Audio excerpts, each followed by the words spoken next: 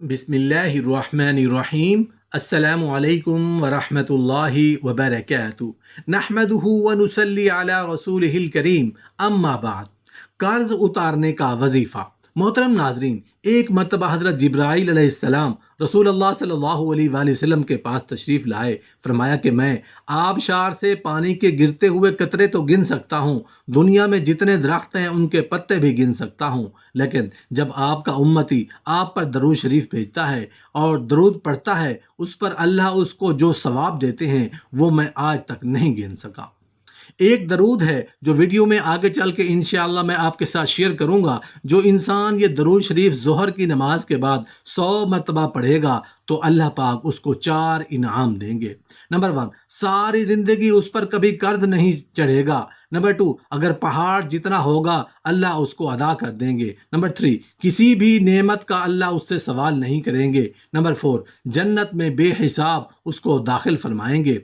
दरूद शरीफ का वजीफ़ा मुसीबतों को टालने वाला वजीफ़ा है, ये परेशानियों को दूर करने वाला वजीफ़ा है। और ये मैं नहीं कह रहा, खुद नबी करीम सल्लल्लाहु अलैहि वसल्लम की हदीस है जिसका मजमून है कि जो परेशानियों में हो, जो मुसीबतों में हो, उसको चाहिए कि मुझ पर दरूद भेजे।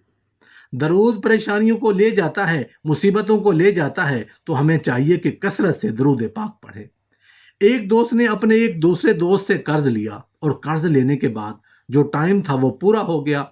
अब पैसे उसने नहीं लौटाए। अब वो ये केस लेकर अदालत में चला गया और जज साहब से जाकर उसने कहा कि उसने मेरे पैसे देने हैं और ये मेरी रकम नहीं लौटा रहा। तो जज साहब ने कहा तुम्हारे पास 30 दिन हैं, तुमने उसके पैसे हर सूरत वापस लौटाने हैं, वरना फिर तुम्हारे खिलाफ फैसला हो जाएगा। तो वो शख्स घर गया। अब उसने क्या किया, उसने सुबह से लेकर शाम तक दरूद पाक पढ़ा। 1 दिन, 2 दिन, 3 दिन, 27 दिन हो गए तो दरूद पाक पढ़ता रहा और इंतजार करता रहा। पैसे तो थे नहीं, तीसरे दिन अदालत में पेश होना था। 27 दिन गुजर गए। 28वीं रात आई। ख्वाब में उसको किसी ने आवाज दी कि घबराओ नहीं, तुम्हारा कर्ज अदा हो जाएगा। अगले दिन फिर दरूद पाक पढ़ता रहा। अब नबी करीम सल्लल्लाहु अलैहि वसल्लम की ख्वाब में ज़ियारत हुई। नबी करीम सल्लल्लाहु अलैहि वसल्लम तशरीफ़ लाए। फरमाया घबराओ नहीं, तुम्हारा कर्ज अदा हो जाएगा। तुम अली बिन ईसा वज़ीर के पास जाओ और उससे कहो कि वो तुम्हारा कर्ज अदा कर दे। अब जब सुबह उठा तो बहुत खुश हुआ कि नबी करीम सल्लल्लाहु अलैहि वसल्लम की ज़ियारत मुझे हो गई है। लेकिन फिर ख्याल आया कि अगर वज़ीर साहब के पास गया और उन्होंने मुझसे कोई दलील या प्रूफ मांगा तो मैं कैसे मान लूँ। तुम्हें नबी करीम सल्लल्लाहु अलैहि वसल्लम ने भेजा है, तो इस बात पर तो मेरे पास कोई दलील नहीं है। अब तीसरी रात आ गई, आखिरी रात है, सुबह अदालत में जाना है। दरूद पाक पढ़ते पढ़ते सो गया। नबी करीम सल्लल्लाहु अलैहि वसल्लम ने ख्वाब में फिर करम फरमाया। फरमाया अली बिन ईसा वजीर के पास जाओ, वो तुम्हारा कर्ज अदा कर देगा। कहा हुजूर मैं तो चला जाता, मगर अगर वो मुझसे कोई दलील या प्रूफ मांगता तो मैं क्या जवाब देता उसको। नबी करीम सल्लल्लाहु अलैहि वसल्लम ने फरमाया ऐसा करो, उसे ये कहना कि आपका एक राज है जो आप जानते हैं और रब जानता है, और वो राज ये है कि आप नमाज फजर के बाद 5000 मरतबा दरूद पाक पढ़ते हैं और जब तक दरूद पाक मुकम्मल नहीं होते आप किसी से बात नहीं करते। अब जब सुबह उठा तो बहुत मुतमईन कि अब तो दलील भी आ गई है। पहुंच गया सुबह सुबह अली बिन ईसा वज़ीर के पास, उसका दरबार लगा हुआ है। उसने पैगाम भिजवाया कि मैं अली बिन ईसा वज़ीर साहब से अकेले में मिलना चाहता हूँ, पैगाम लाया हूँ। दरबारी ने आकर पूछा वज़ीर साहब पूछ रहे हैं कि किसका पैगाम लाए हो। कहा मैं नबी करीम सल्लल्लाहु अलैहि वसल्लम का पैगाम लाया हूँ। फ़ौरन वज़ीर साहब ने बुलवा लिया। कहा फरमाइए। कहा नबी करीम सल्लल्लाहु अलैहि वसल्लम ने कहा है कि आप मेरा कर्ज अदा कर दें। मैं 3000 दीनार का मकरूज़ हूँ। आज अदालत में मेरा आखिरी दिन है, आज मुझे अदालत में पेश होना है। अगर आज मैंने अपना कर्ज अदा ना किया तो मुझे सज़ा हो सकती है। अली बिन ईसा कहता है कि मैं बिल्कुल आपका कर्ज तो अदा कर सकता हूँ, मगर मुझे कैसे पता चले कि कोई दलील है, कोई प्रूफ है कि आपको नबी करीम सल्लल्लाहु अलैहि वसल्लम ने भेजा है। कहता है हाँ, खाली हाथ नहीं आया, आका ने दलील भी अता फरमाई है। अच्छा बताइए क्या दलील है।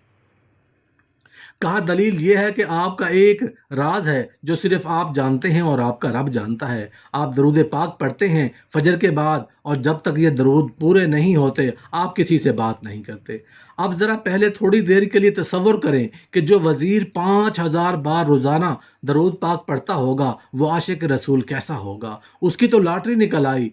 وہ تو خوشی سے جھوم اٹھا، کہتا ہے مرحبا یا رسول اللہ صلی اللہ علیہ وسلم، میرے درود پاک قبول ہو گئے، بہت خوش ہوا، آپ بیٹھے میں ابھی آتا ہوں۔ واپس آیا، 3,000 نہیں 9,000 دینار لے کر آیا، کہا 3,000 تو نبی کریم صلی اللہ علیہ وسلم کا حکم، مرحبا یا رسول اللہ، 3,000 اور لے لیجئے، آپ نے اتنی اچھی خبر مجھے سنائی ہے، اتنا پیارا خواب سنایا ہے، آپ کے قدم میرے گھر تک آئے ہیں، اور 3,000 مزید لے جائیے، اس سے اپنے بچوں کے لیے کوئی کاروبار شروع کیجئے، اور یہ بھی وعدہ کیجئے کہ زندگی میں آئندہ جب بھی آپ کو کوئی ضرورت پڑے گی نا، آپ میرے پاس آئیں گے، میں آپ کا بھائی ہوں۔ اب یہ دیوانہ بڑا خوش ہو کر عدالت پہنچا، سب سوچ رہے تھے کہ اس نے آج گرفتار ہو ہی ہونا ہے، کیونکہ تھا تو ہی کچھ ہی نہیں، اس کے پاس پہلے ہی کچھ تھا۔ میں کنگال ہو گیا ہوں۔ اب عدالت میں جاتے ہی اس نے 3,000 دینار جج صاحب کو دے دیے کہ صاحب اس پر میرا قرض ادا کر دیں، میں اپنے قرض سے بری ہونا چاہتا ہوں۔ جج صاحب ہوتے ہیں، انہوں نے کہا قرض تو ادا کر دیں گے، پہلے بتاؤ پیسے کہاں سے لائے ہو؟ تو تم تو کہتے تھے پیسے نہیں تھے تمہارے پاس، اتنی بڑی رقم کیسے انتظام کی؟ اب بھری عدالت میں گویا اس نے یہ کہا کہ اتنا دیا سرکار نے مجھ کو کہ اتنی میری اوقات نہیں، یہ تو کرم ہے ان کا، ورنہ مجھ میں تو ایسی کوئی بات نہیں۔ اب اس نے بھری عدالت میں پورا واقعہ سنایا کہ میں نے تو کچھ نہیں کیا، آقا خواب میں تشریف لائے، میں وزیر صاحب کے پاس گیا، انہوں نے یہ پیسے دیے۔ سنو اس زمانے کے جج بھی کیسے ہوتے تھے۔ وہ جج عدالت سے اپنی کرسی سے اٹھ کے کمرے میں چلا گیا، تھوڑی دیر بعد جج صاحب واپس آئے اور 3,000 دینار اس کے ہاتھ میں دیتے ہیں، کہا سارا ثواب علی بن عیسیٰ لے جائے گا، میں بھی تو آقا کا امتی ہوں، تمہارا قرضہ میں ادا کرتا ہوں۔ اچھا، اب جس نے کیس کیا تھا، سبحان اللہ، کیا ماحول تھا، کیا انداز تھا، کیا دل تھے، وہ بھی تو دیکھ رہا ہے۔ کہتا ہے میں بھی تو آقا کا امتی ہوں، رکیے ذرا کاغذ قلم دیجئے، بندے کو میں قرض ہی معاف کر دیتا ہوں۔ اچھا قرض ہو گیا معاف۔ اب جو 3,000 جج نے دیے تھے، وہ بندہ کہتا ہے جج صاحب پیسے واپس لے لو، میرا تو قرضہ ہی ادا ہو گیا۔ تو جج صاحب کہتے ہیں جو پیسے آقا کے نام پر نکال کے دیے ہیں میں نے واپس نہیں لینے، یہ سارے تم ہی لے جاؤ۔ اب یہ 12,000 دینار لے کر یہ عاشق رسول جھومتا ہوا اپنے گھر پر جا رہا تھا۔ محترم ناظرین، ایک رات پہلے ایک سنگل پینی اس کے پاس نہیں ہے، اور اگلے دن 12,000 دینار۔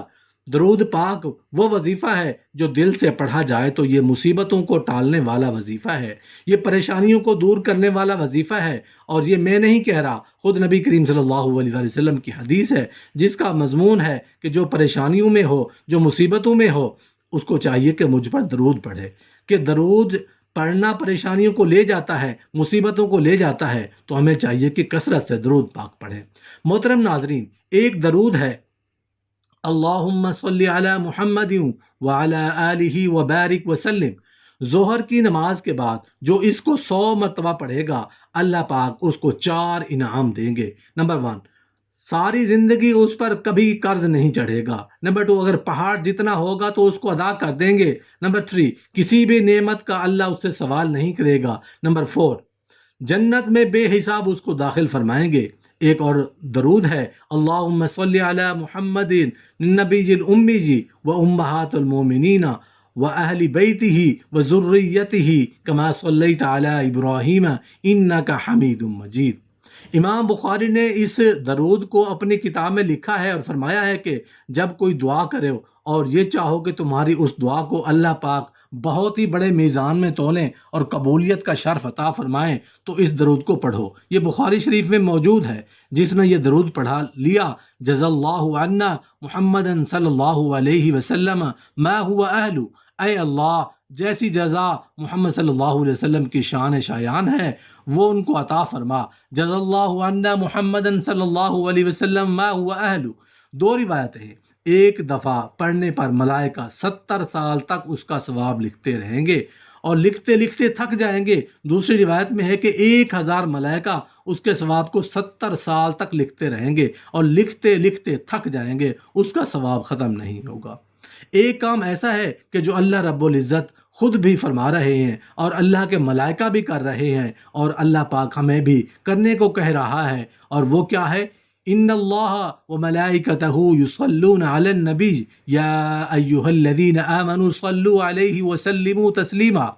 علماء اس کی تفسیر یوں بھی بیان کرتے ہیں کہ اے نبی کریم، کس نبی کہ اللہ اور اس کے فرشتے اللہ کے نبی صلی اللہ علیہ وآلہ وسلم پر درود بھیجتے ہیں، اے ایمان والو تم بھی ان پر درود بھیجو۔ تفسیر میں فرماتے ہیں کہ جب یہ کائنات ختم ہو جائے گی، اس کائنات کا نظام ختم ہو جائے گا، 7 زمین آسمان اس کے ملائکہ اللہ پاک ختم فرما دیں گے، تب بھی جب کہ اللہ پاک وحدہ یکتا ہوں گے، تب بھی اپنے حبیب پر درود بھیج رہے ہوں گے۔